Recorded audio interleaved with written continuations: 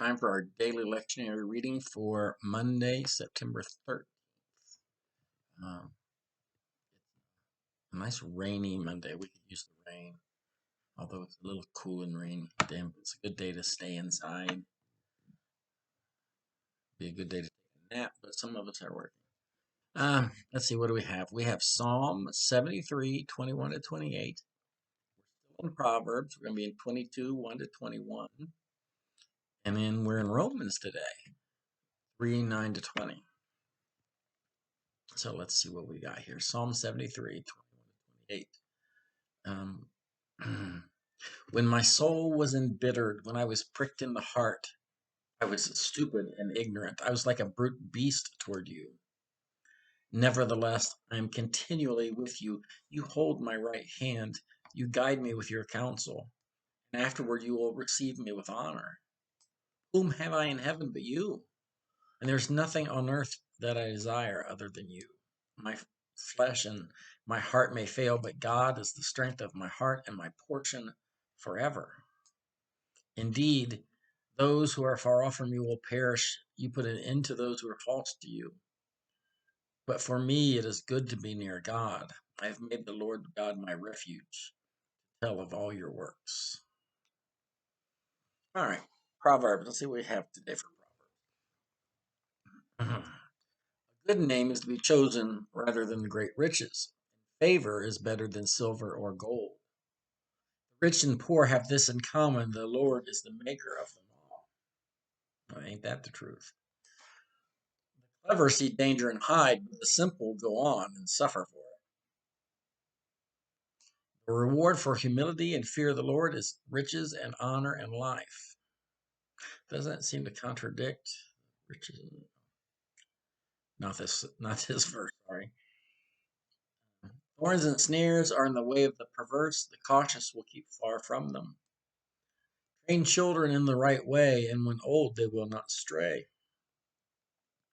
The rich rule over the poor, and the borrower is the slave of the lender. Whoever sows injustice will reap calamity, and the rod of anger will fail. Those who are generous are blessed, for they share their bread with the poor. Drive out a scoffer, and strife goes out. Quarreling and abuse will cease. Those who love a pure heart and are gracious in speech will have the king as a friend. The eyes of the Lord keep watch over knowledge, but he overthrows the words of the faithless. The lazy person says, there is a lion outside, I shall be killed in the streets. What that means. The mouth of a loose woman is a deep pit. He with whom the Lord is angry falls into it. There's a footnote there. Oh, it says Hebrew is strange, so the mouth of a strange woman is a deep pit. Folly is bound up in the heart of a boy, but the rod of discipline drives it away. We are foolish when we're young. Oppressing the poor in order to enrich oneself and giving to the rich will lead only to loss. Now the sayings of the wise. We just have sayings of the wise. The words of the wise. Incline your ear and hear my words, and apply your mind to my teaching. For it will be pleasant if you keep them within you, if all of them are ready on your lips, so that your trust may be in the Lord. I have made them known to you today, yes, to you. Have I not written for you 30 sayings of admonition and knowledge to show what is right and true, so that you may give a true answer to those who sent you? All right, let's go to Romans. Romans is much better to me. All right. What then? Are we any better off? The we would be the Jews? No, not at all, for we have already charged that all, both Jews and Greeks, are under the power of sin.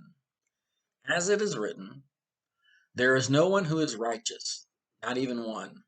There is no one who has understanding. There is no one who seeks God. All have turned aside. Together they have become worthless. There is no one who shows kindness. There is not even one.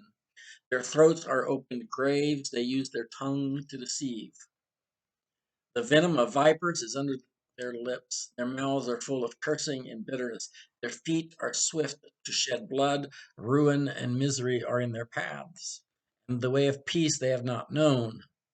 There is no fear of God before their eyes.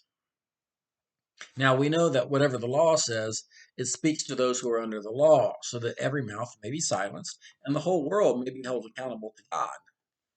For no human being will be justified in his sight, and that's a quote, by the way, by deeds prescribed by law, for through the law comes the knowledge of sin. There's a couple things here. It's like 7 little sayings that Paul is just throwing out here, machine gun style. They're kind of thematically linked. This was common practice back then.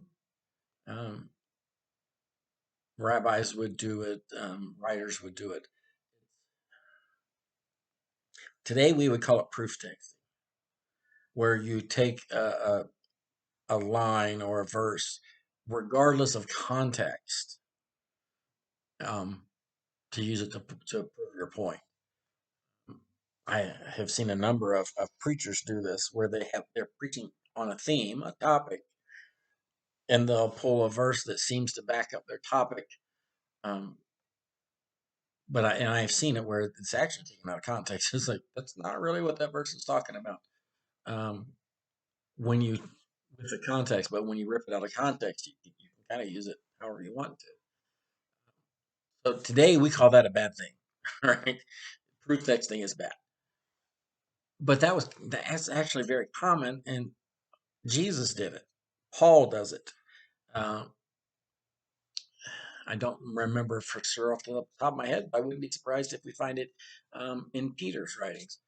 Um, it was common practice to take those, again, maybe not regardless of context, but if the actual verse proves your point, supports your argument. If memory serves, almost all of these are from the Psalms, although there's one line from Ecclesiastes and one from Isaiah.